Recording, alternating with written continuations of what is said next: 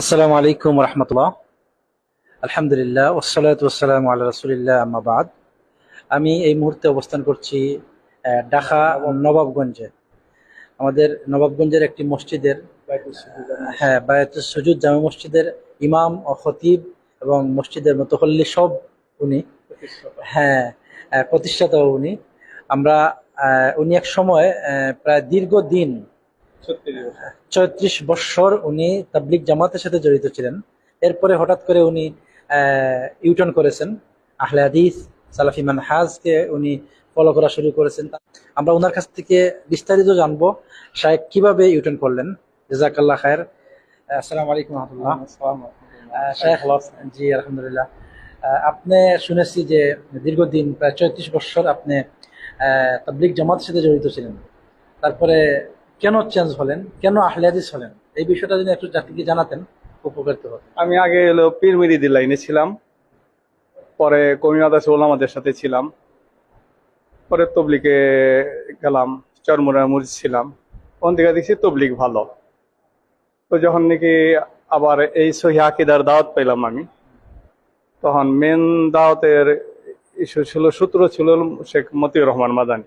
কিন্তু ওনার বয়ান শুনে আমার শরীরটা জ্বালাপোড়া করতেন এবং মনে করতাম ওনার আঘাত করি। পরে মীরা ফেরুন সহ কথাবার্তা বলার পরে আমি যাচাই করে দেখলাম এটাই ঠিক। তো আস্তে আস্তে এই রাস্তায় আসি। পরে এলাকার পুরা নবগঞ্জ থানা, নবগঞ্জ দোহার কয়েক থানার ভিতরে আমি তবলিগের আমার খুব প্রভাব ছিল, কেন আমি 1979-তে তবলিগে লাগছি। তো পরে সবাই ক্ষিপ্ত হয়ে গেল, ইহুদি দালাল বলল 70,000 টাকা বেতন দেয়, যা বলার সব বলছে। তারপরে দেখছি যাচাই করে এটাই ঠিক। তো মাদানী আলেমদের সাথে যোগাযোগ করলাম। তারপরে এই রাস্তায় আল্লাহ রাখলো। তো একদিন হঠাৎ করে বাড়িঘর ঘেরাও করলো পুলিশ দিয়ে, পুলিশ এবং তবলিকালারা সব ঘেরাও করে আমারে আটকাইলো। পরে আমি এখান থেকে 15 দিন পলাইছিলাম। পরে আস্তে আস্তে দেশে আসছি। তো আমাদের ব্যাপারে সাংবাদিক সম্মেলন করছিল, আমরা তো পাল্টাও সাংবাদিক সম্মেলন করছি। তারপরে এখানে আসি, আসার পরে এই পলায় পলায় নামাজ টামাজ পড়তাম। পরে দাওয়াতের কাজ করতাম, ডাক্তারের কাছে, ইঞ্জিনিয়ারের কাছে, মাস্টারের কাছে, ছাত্রের কাছে, স্যারের কাছে। তো আস্তে আস্তে সাড়া পাইলাম। তারপরে জুমা শুরু করলাম।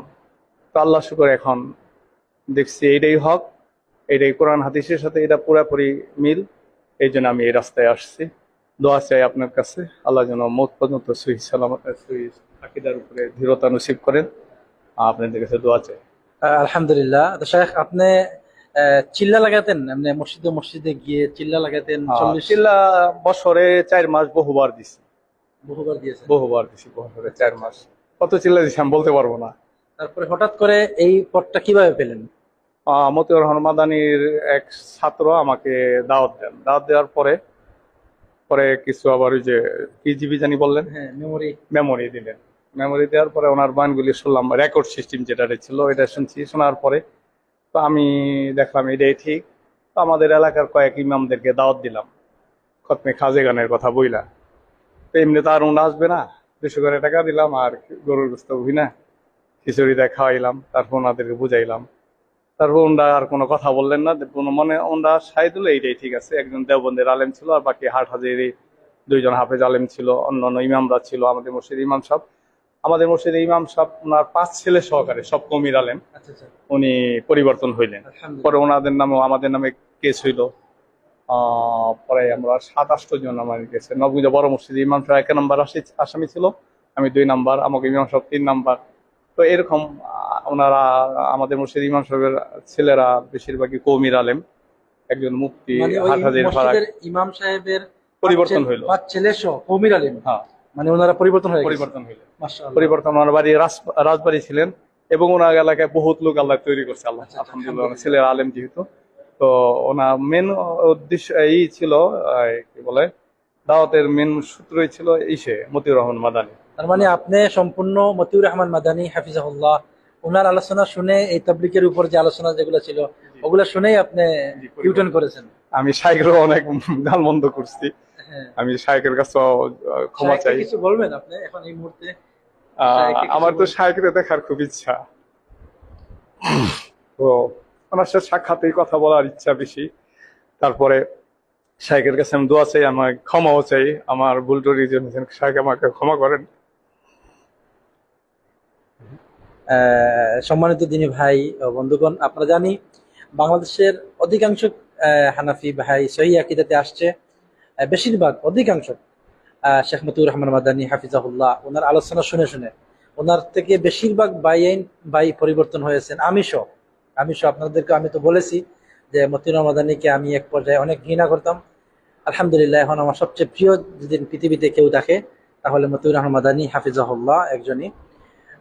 তারপরে আমাদের যত শায়েখরা আছেন, মাদানী যত শায়েখ আছেন, সালাফি মানহাজ যত শায়েখ আছেন, সব শায়েখদের অবদান আছে সহি আকিদার দিনী ভাইদের পিছনে। আলহামদুলিল্লাহ। তো শেখ, জাযাকাল্লাহ খায়ের, আল্লাহ তাআলা যেন এখন আমি মাদানিগোর সাথে আমার বেশি ওঠা বসা, আল্লাহ শুকুর। সামনে শুক্রবার এক মাদানি খুতবা দিবেন। হ্যাঁ। তারপরে সহিহ আকিদার আলেম ওলামার কথা শুনি, সে যে দলীয় হোক না কেন, দলীয় না আমি, কিন্তু আমি কথা শুনি, তার সহিটা মানার মানে চেষ্টা আপনি করি। আহলে হাদিসের কোনো দল করেন না? দল করি না। আলহামদুলিল্লাহ। হ্যাঁ, সহি সনদ ঠিক সহকারে আছে শেখ, চলার চেষ্টা আল্লাহ তাআলা করি। যেন আপনাকে আর বিনিময় দান মুর্শিদ করেন। মাদ্রাসার ব্যাপারে হ্যাঁ। আপনাদের একটু সহযোগিতা চাই। তো মাদ্রাসার জন্য জায়গা কিনছি, 32.5 শতাংশ জায়গা, নিচা জমি, টাকা পয়সা অনেক দরকার। তো মসজিদে তো এই মসজিদে জায়গা হয় না, 400-500 লোক হয়। হুম। তো এই হিসাবে মসজিদের জন্য আমাদের খুব প্রয়োজন। হুম। তারপর আমার মাইরা ফেলাইবার জন্য 3বার আসছিল, আপনাকে বলি নাই, আল্লাহু আকবার। 3বার জন্য আসছিল মাইরা ফেলাইতে, কিন্তু আমাকে পায় নাই। আল্লাহ হাইতে বাঁচায় রাখছিল, জায়গায় জায়গায় পোস্টার ছাপায় রাখছিল, তারে কেউ বাঁচাইতে পারবে না, তারে দুটো কতল করবই, কোনো শক্তি নেই তারে বাঁচাবার জন্য। আল্লাহ শক্তি, আল্লাহ আমার বাঁচায় রাখছে। প্রিয় দিনী ভাই ও বন্ধুগণ, আমি আজকে এই মসজিদে জুমার খুতবা দিয়েছি। তো মসজিদ ফুল আমরা দেখেছি, যদিও আজকে শুনেছি অন্য দিনের তুলনায় আজকে মানুষের সংখ্যা খুব কমই হয়েছে। তো মসজিদটা ফুল হয়ে বাইরে চলে যায়, যদিও এই জায়গাটা কোনো মসজিদ নয়, আমাদের সম্মানিত মোহতারামের একটা বাড়ি, এটা একটা বাড়ি। তো আমি আপনাদের প্রতি অনুরোধ করব, আপনাদের অবস্থান থেকে আপনারা সহযোগিতা করবেন। মসজিদের জন্য জমি কিনা হয়ে গেছে, আমি এখানে ভিডিওটা যোগ করে দিব। মাদ্রাসার জন্য জমি কিনা হয়েছে, মসজিদ প্লাস মাদ্রাসা। তো আল্লাহ তাআলা যেন কবুল করেন, সর্বপ্রথম দোয়া করছি। এবং পাশাপাশি আপনাদের সহযোগিতা খুবই প্রয়োজন, একান্ত প্রয়োজন আপনাদের সহযোগিতা। আপনাদের সহযোগিতায় অন্ততপক্ষে এই এলাকার একটা মসজিদ, এলাকাতে সহি আকিদার কোনো মসজিদ নেই। এই যে এলাকাতে আমরা আসছি, অনেক দূর দূরান্ত থেকে বাইরে আসে, 5 কিলোমিটার 10 কিলোমিটার এরকম দূর দূরান্ত থেকে এই মসজিদে আসতেছে। হ্যাঁ, 15-20 কিলোমিটার দূর দূরান্ত থেকে এই এলাকাতে আসছে। অতএব এবং একটা মসজিদের খুবই প্রয়োজন। আপনাদের প্রতি অনুরোধ, আপনারা আপনাদের অবস্থান থেকে সহযোগিতার হাত বাড়িয়ে দিবেন। শায়েখের নাম্বার নেবেন ইনশাআল্লাহ, নাম্বারের সাথে দিয়ে শায়েখের সাথে যোগাযোগ করে আপনাদের যেগুলো আপনারা দান করবেন, শায়েখকে আপনারা ফোন দিয়ে কিভাবে দান করবেন সেটা জেনে নেবেন ইনশাআল্লাহ। ওয়া জাযাকাল্লাহ খায়ের ওয়া আহসান জাযা। আমি ভিডিওর মধ্যে শায়েখের নাম্বারটা দিয়ে দেবো ইনশাআল্লাহ। বারাকাল্লাহু ফিকুম। আসসালামু আলাইকুম ওয়া রাহমাতুল্লাহি ওয়া বারাকাতুহু। ঠিক আছে।